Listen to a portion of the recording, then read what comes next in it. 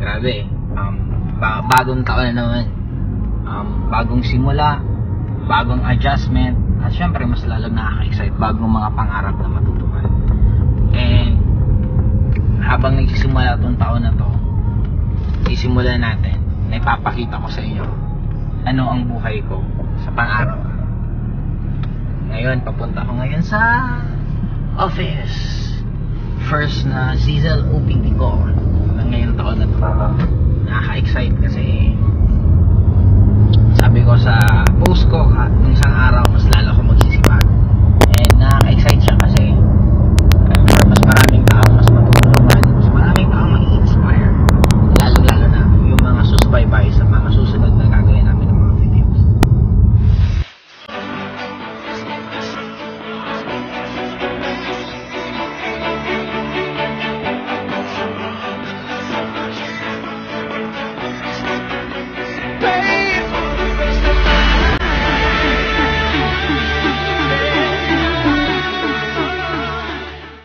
Alam niyo, minsan pag traffic, maraming tao mainit ng ulo kasi lahat nagmamadali. Ako, pag traffic, ito yung isa sa gusto ko kasi ito yung moment na mas nakakapag-isip ako.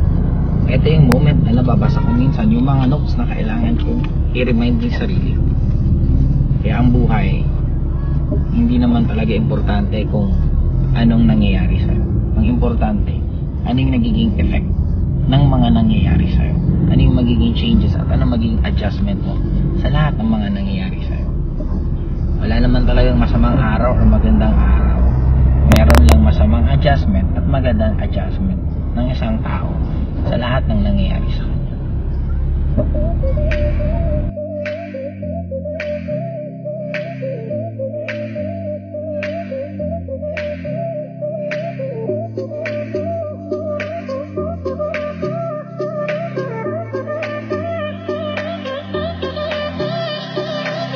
Alam nyo, ang maganda pag New Year, maraming taong nangangarap ulit.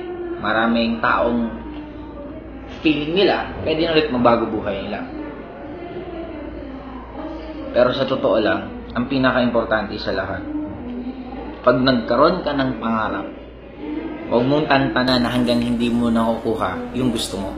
Kasi nangyari lang naman sa iba, hindi nila na-appreciate yung tinatawag na proseso or process. Na ang process, expect na mahihirapan ka, may mga pagdadaanan ka, marami kang adjustment na gagawin. But because of that, kung itutuloy-tuloy mo, 100% makukuha mo talaga gusto mo. I have time. In 10 minutes, put on my speaker.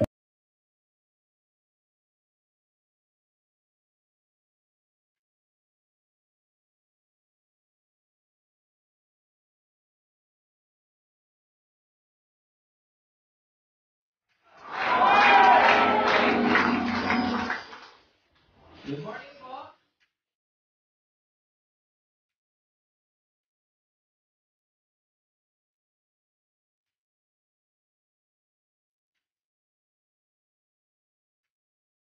Kung marinig, yung naging result ng AIM Global ng 10 years, gawin natin ng 2 years, kaya ba yun?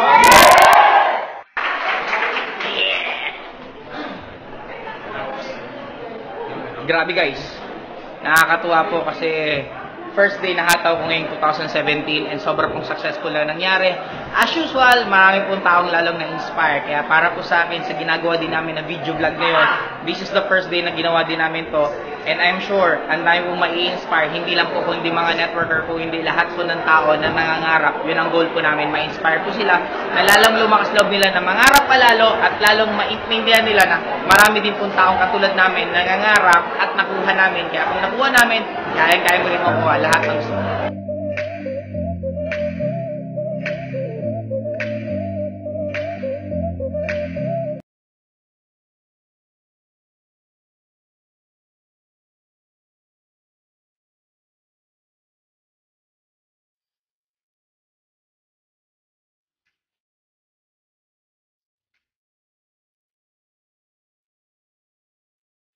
Etong katabi ko, hindi ko po ito makakalimutan kasi college days ko, isa po ito sa professor at ito po lagi kong kadibatehan.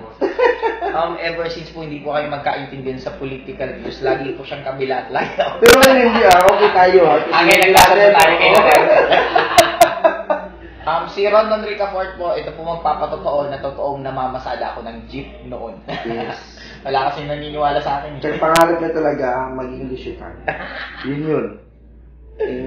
Ano na, kunti na lang. Kunti na lang. Kaya lang, dito sa sabihin, sabi niya, gusto na niya maging mayaman rin daw. Kaya, yan kung magagawa, hindi niya makalimutan eh. So, gagamitin niya rin yung utak ko ngayon. Kasi masyado rin busy na siya ngayon. Hindi ko alam kung aware lang si Rondon.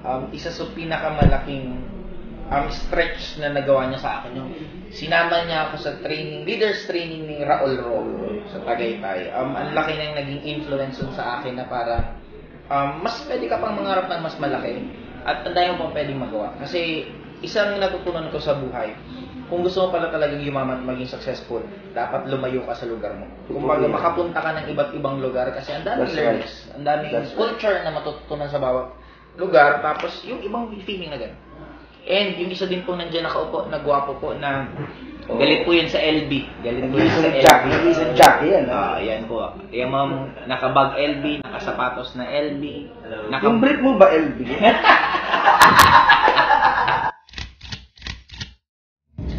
Gutom na ako. Pero, syempre, bibili mo ng pagkain para kay Tito. Yeah.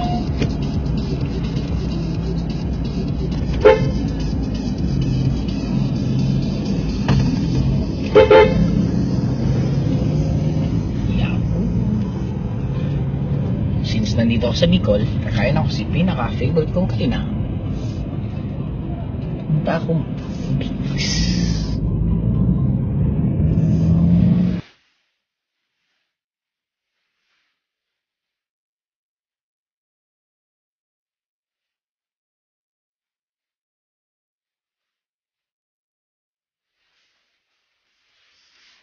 Hold up ako ng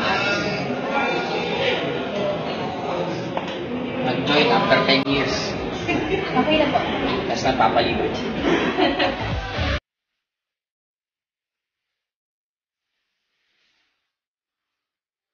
Dati, pagkatapos namin umataw, kailangan umuwi ng bahay at kung ano yung tirang ulam yung kakainin. But right now, like kasi natin records kami 2017, nakaka-excite kasi hindi na rin naman issue ng pera. Pag magutom, kain. Kung saan gusto pwede pumunta kahit pumuntan. Kaya guys, sa lahat po ng gustong sumama sa next journey ng buhay ko, message yun lang po. Tutulungan ko po kayo kung ano man nangyari sa akin. Sisiguraduhin ko kung mangyayari sa akin. Kaya, kain mo na kami guys. Power!